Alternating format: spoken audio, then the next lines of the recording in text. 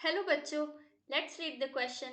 The question says that describe the arguments between Lomov and the Chubakovs over the ownership of Oxen Meadows, or explain the dispute over Oxen Meadows.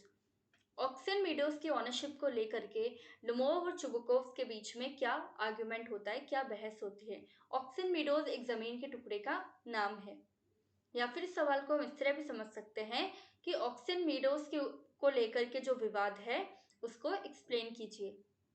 Let's understand the key concept. Dispute over Oxen Meadows, Oxen Meadows पे जो विवाद है।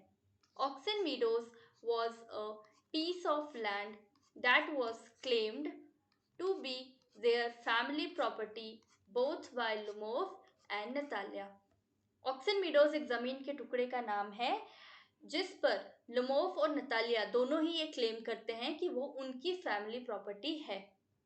This property touched the Birchwoods that belonged to Chubukov. ये जो property थी Oxen Meadows, इसकी boundary किससे touch होती थी? बर्चवुड करके एक अलग जमीन थी, उससे टच होती थी, और वो बर्चवुड जो थी वो चुबकोव की थी। It was wedged in between the birchwoods and the burnt marsh. जो ऑक्सन मीडोज था वो वेज्ड इन बिटवीन था। इसका मतलब होता है बीच में फंसा हुआ है। किसके बीच में था ऑक्सन मीडोज? एक तरफ था बर्चवुड और दूसरी तरफ था बर्न्ट मार्श करके एक जमीन, तो इन दोनों के बीच में था Oxen Meadows. The dispute over the ownership begins when Lomov casually mentions that Oxen Meadows belong to him. विवाद कब शुरू होता है? जब ऐसे नॉर्मली ही लोमोव बोल देता है कि ऑक्सन मीडोज तो मेरा है। A fiery Natalia objects to this claim and soon a heated argument follows. Fury यानी अचानक से जब हम गुस्सा हो जाते हैं, तो नतालिया गुस्सा हो जाती है और वो लुमोव के इस क्लेम को मना कर देती है, और फिर जल्दी ही उन दोनों के बीच में गर्मा गर्मी शुरू हो जाती है, बहस शुरू हो जाती है।